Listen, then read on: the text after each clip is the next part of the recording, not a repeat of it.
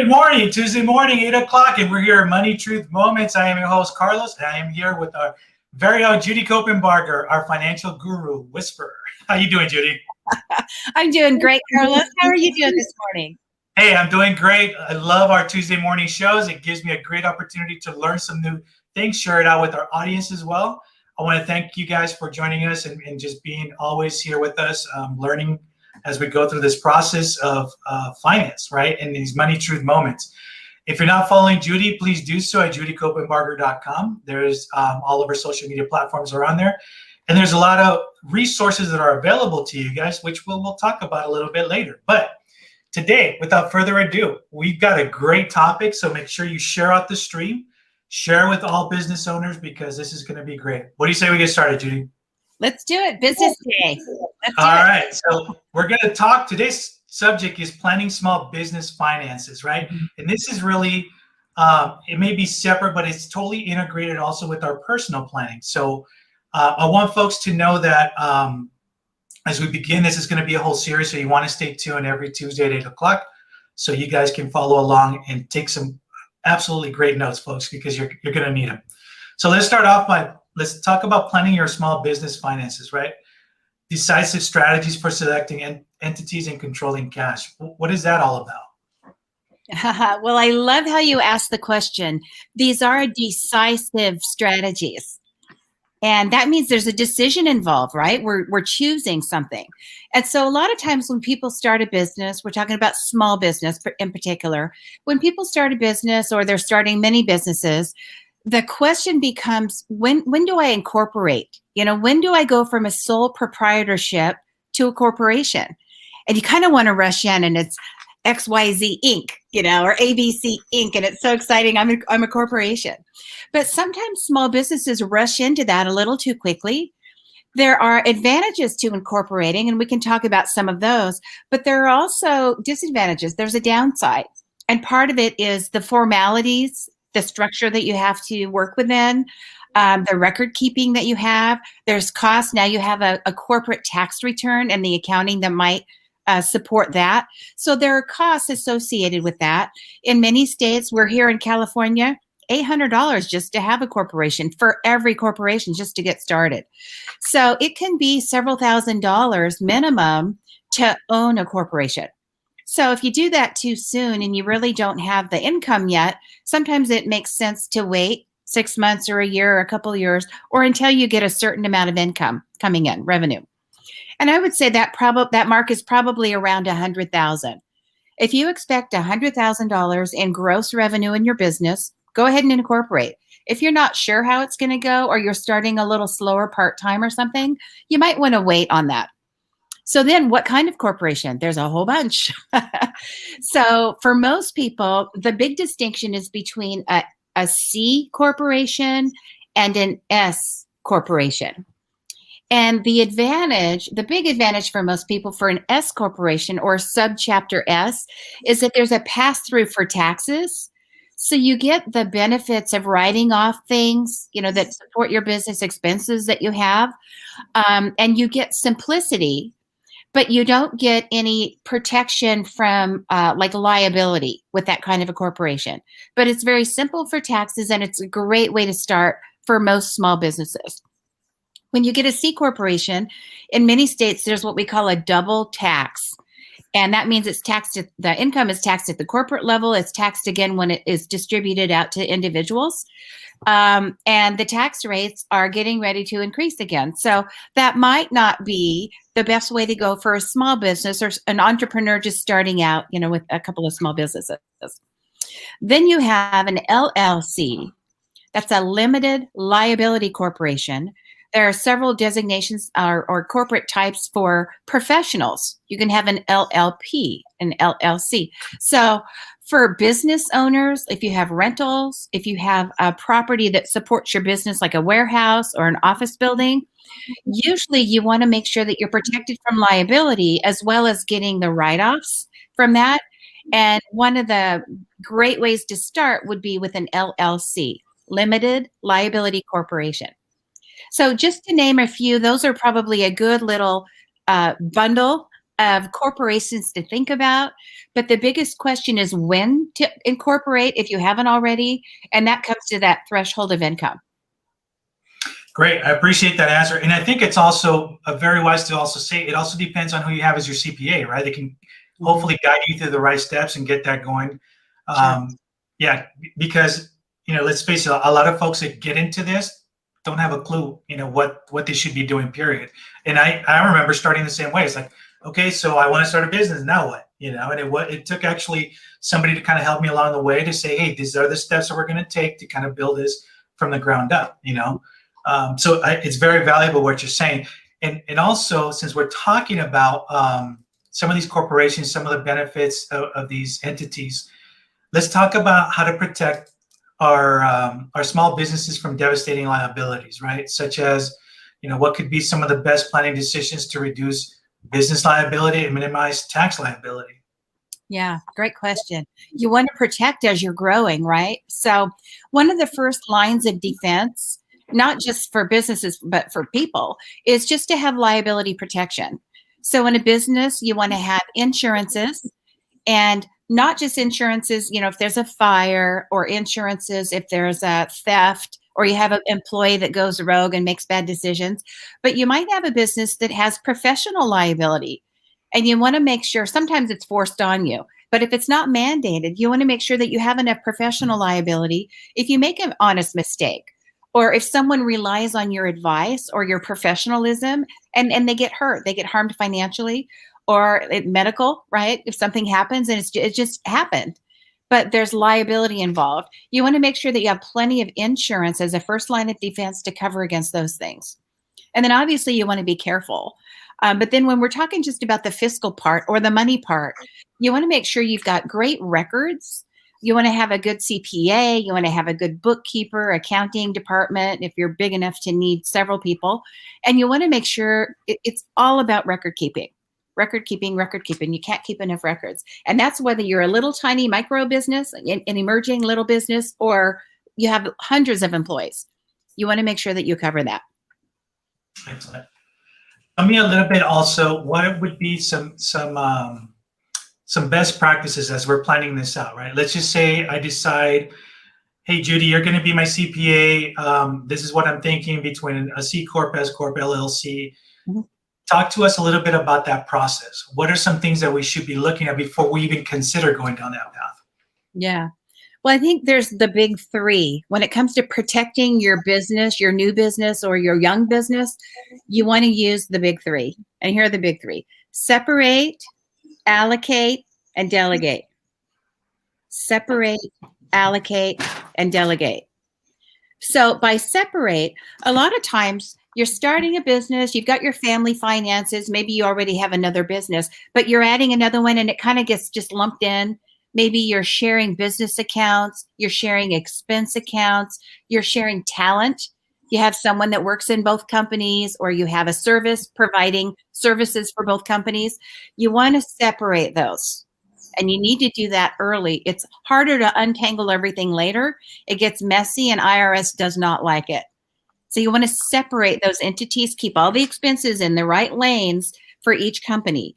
Even if you have, like an example is us, we have a organic farm, and half of the farm is owned it has a specific purpose and a specific corporation. The other half has a different purpose. So some, like the water bill, it's half and half. And so when the water bill comes, half goes into this column, half goes into that column. Maybe it's 3/4, 1/4 for you. But whatever it is, you want to make sure as soon as the expenses and the income comes in, that it's allocated into the right place. Which brings me to number 2, allocate. So we had separate, now allocate. So when you allocate, you want to plan. Allocating is all about, where's the dollar going to go? What column am I going to use for money either coming in or going out? Any cash flows. You want to allocate that, and you plan ahead of time. So when it comes, you already have a place set up for it to go into. It's about being really organized. So you have separate, allocate. The third one is delegate. And you mentioned it, CPA. CPAs are great. I prefer a CPA to an enrolled agent for most people, especially for business. They're going to be aware of the changing laws, They're going to be aware of the rules around expenses, which is where people get tripped up sometimes. They're going to know how to allocate the revenue that comes in, what to call it, where to put it. So IRS will recognize how the cash flow has happened and not bother you or audit you about that. So that's pretty important to have a good CPA.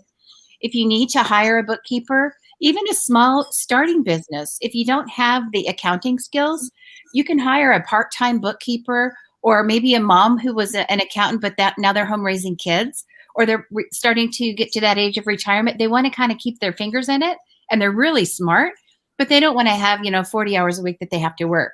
So there's a lot of smart people that get this and they understand the rules that can help you. Awesome. And folks, thank you for joining us this morning. We're here speaking with Judy Copenbarger on our Tuesday morning show, Money Truth Moments. If you're not following Judy, visit her website at judycopenbarger.com. And talking about your website, let's talk a little bit about the resources that are available for folks on your website. There is a wealth of information as far as videos, resources, and I want to focus in on two specific things for right now, and that is your book, Money, Truth, and Life. Again, you're still kicking butt on the charts. So it's fantastic. So folks, if you haven't picked up a copy, you need to do so. And I'll have Judy talk a little bit more about the book. And also you have the online mastery program too. So I want folks to also know that option's there and what it's for. So if you can talk a little bit about that. Yeah, I love that question. Yeah, there's so many resources that are free or almost free. So I want to make sure people are aware, especially when they're dealing with business and some of these very technical issues and decisive strategies, decisions they need to make, to know when to make them, how to make them, what to consider in making them. Then the decisions you make, you're navigating well. You're not going to make mistakes you have to back up out of and rebuild and reboot. So I want those resources to be available for you. So here's how you do it. JudyCopenbarger.com. It's right here at the top of your screen. But JudyCopenbarger.com is the base website that has the Money, Truth, and Life link to it. So you can click the little green link that says, I want to know more. Teach me more about money. And it takes you right to the online mastery program. Money, Truth, and Life online mastery program. And there are all the courses about insurances, about investments, about taxation, about corporations, all the business things that you need to know. It's the basic primer level all the way through graduate school, everything that you need to know to make these really good decisions and not make a mistake at your house. And they're free. You can watch for a whole week without subscribing, and signing away your oldest child. For free, you can watch all the classes you want, all the courses that you want, and learn about business, learn about finance, learn about investments. And it's the truth. It's the money truth. It's not what you're going to learn in a textbook. It's not what you're going to learn in an accounting class or a law class. It's not what you're going to learn from, the people down the hall that work in the other offices.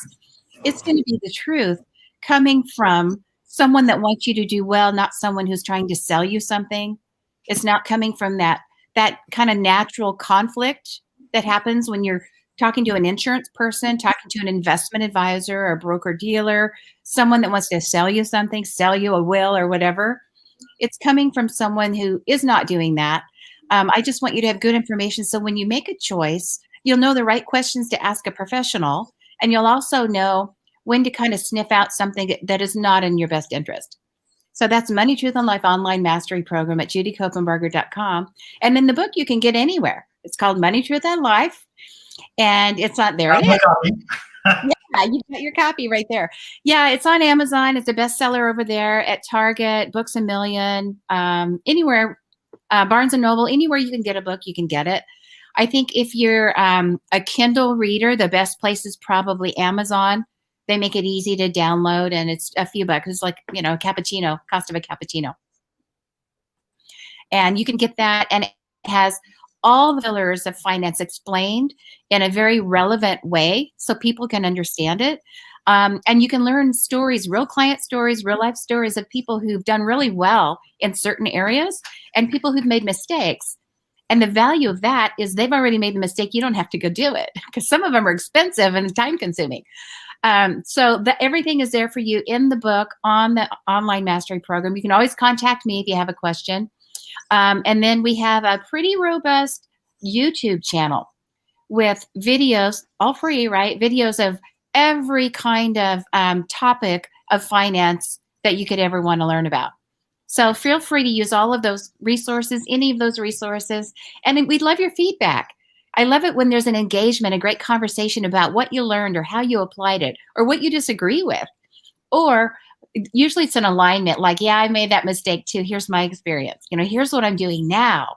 And it's so much better. And my confidence level is high. My peace level is high.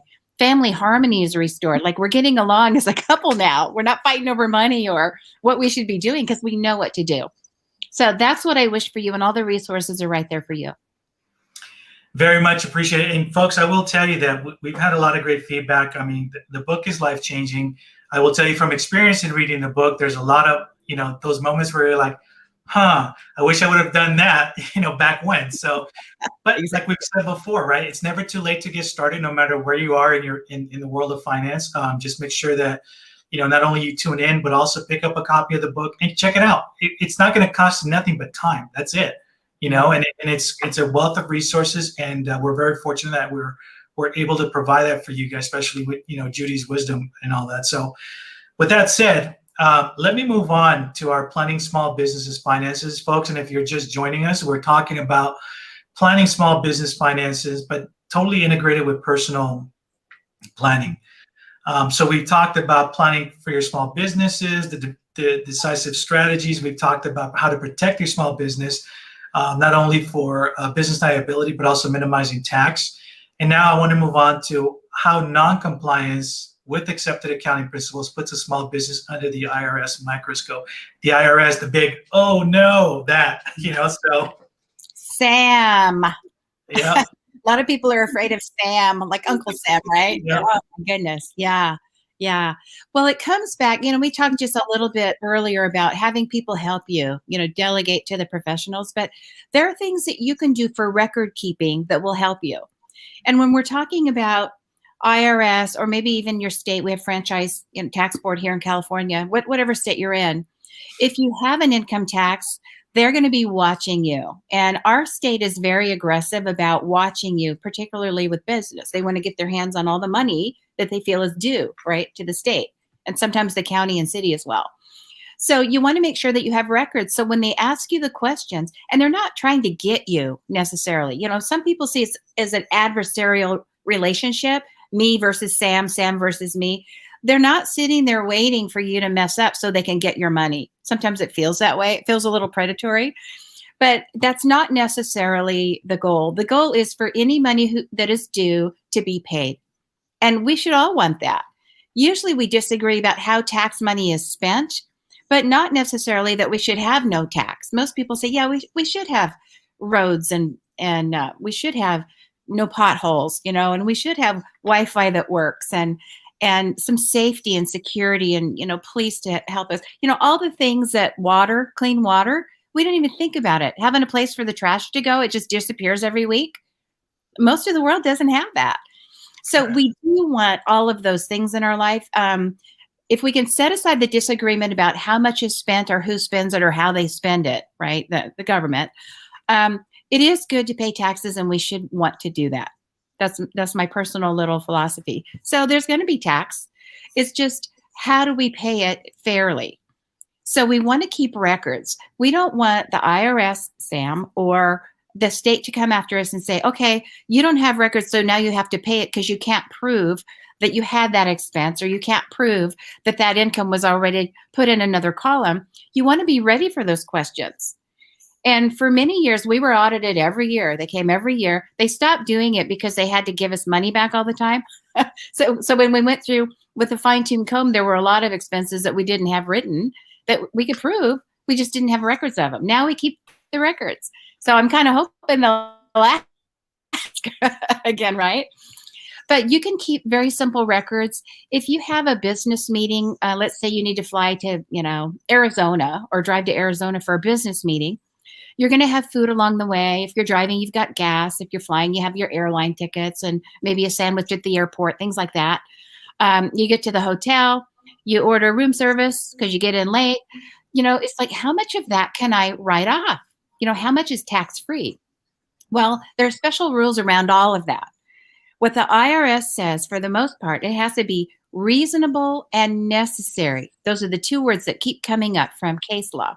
It's reasonable and necessary for you to make a profit in your business. Well, let's see, I'm in Arizona because I just want to go golfing with my cousin. That's not reasonable and necessary for my business. So I've got to prove that I was there really for a conference to learn how to do something that I need to do in my business. Maybe I was getting some continuing education requirement that I need for my licenses or something. So I had to go. I needed to go. It was reasonable and necessary to go. It was reasonable because I didn't stay for 2 weeks at the Ritz for a 2-day conference, right? I stayed maybe 2 nights at the Hilton for the place where the conference actually was happening.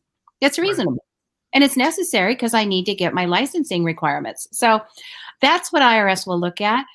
For some things like travel and food, entertainment, things like that, there are restrictions on the percentage that you can write off, that you can deduct. So if I go get a steak dinner, I can take half of it because I had to eat anyway. IRS says, well, you can't take the whole $50 steak at Fleming's, right? But $25, okay, we'll give you that. So that's where you want to, when you delegate to the CPAs and the bookkeepers that know these rules, they can get everything in the right column and do the percentages right on your tax return. Then you don't get the questions. But my point about our little, example to the Arizona for the conference, you've got to prove that you went there. So if you keep emails in a certain place, and this is where you're organized and you're prepared, if they ask, here it is. You don't have to go back and try to find. You have emails confirming your reservations. You have emails talking about the agenda of the meeting you're going to attend. You take pictures there in front of the signage and the marquees. You take pictures of your program and the materials, like the branded materials in your meeting. And you have a whole packet of what happened in Arizona in March. When I went to that conference that was reasonable and necessary for my business, here's all of the things that prove I was there, what I was spending my money on, and the necessity for me being there to make a profit. So now it's all in one place. If 2 or 3 years from now, and that's when audits happen, it's never like while you're ready, it's way later. It's like, I don't even remember going to Arizona in 1947. I don't remember. In 2019, was I there? Oh, that's right. Yeah, I think they had a theme. It had to do with desert. I don't know. But if you have it all right there, you just go, here's the conference. Here's all the expenses I had. Here's what we were doing. Oh, yeah. And here's the pictures. Here's proof. I was right there on stage, or I was right there in the front row. Here's a picture of the audience. You can't say I wasn't there and that I can't write it off. Now, if you don't have that kind of proof, they will, in an audit, if you have a really aggressive auditor or a new one, trying to prove how great they are, they want to get as many dollars from you as they can, and they will deny legitimate expenses if you can't prove them to that degree. So it's kind of fun to do that. And if you have staff that can do it, or someone creative in your team, or maybe in your family that likes to keep records like that, it's kind of like, it's like a financial scrapbook that you're keeping. So later you can just go back and go, okay, 2018, 2019, here's what I did in the spring. Here's why there were more expenses that year. That's the year I built the website. I had more expenses, and, I shot a couple videos, things like that. So all of that, no matter what your business is, can be kept really well. Keep it together with records. Maybe it's a trade that you have. Maybe it's real estate, and you need to go to, same thing, you have continuing education requirements, you need training, you need to network. There are things that you can do and things that you can expense out so you don't have to pay tax on it or a part of it by doing that. But you want to keep good records when they come and they ask you about it. It's very powerful what you're saying, because I never really thought about taking pictures or anything like that, even in previous years. And I think this is a great lesson for a lot of folks. This is how you keep record of a lot of great things in case it comes back. And who would have thought, right? Take a picture of the conference, take a picture of some of this, the stuff that you're attending, the agenda and all that. It makes perfect sense, but you don't really think about that. It's like you're just going, you're there, getting on the plane. You don't think about anything other than getting there, doing the conference and coming back. So I'm glad that you really pointed all that out. I have a follow-up question for you, and I know we're getting close to the end of the show, but in keeping records, what would you recommend to someone starting out, to work with a bookkeeper or a CPA to keep like just meticulous records of all of this? Well, it depends on cash flows. Obviously a CPA is going to be charging you, I don't know, 50 to 250 an hour, depends on where you live and what kind of, experience they have. A bookkeeper, as I mentioned, you can get a part-time one, a fractional CFO or a fractional bookkeeper for very little money. I would say $300 to $600 would be on the low side per month. So if it's a very tiny little business, you're just starting, a product that you're creating in your garage or your kitchen, you might want to start small. If you have a full-time bookkeeper for a business that is bringing in, 6 figures, you probably are looking at maybe $25,000 to $30,000 a year for their services for everything that you need. So it's a big spectrum. It just really depends on your needs and what you have available in your budget to pay them. All right, awesome. Thank you. And folks, now it is close to the end of our show, but we have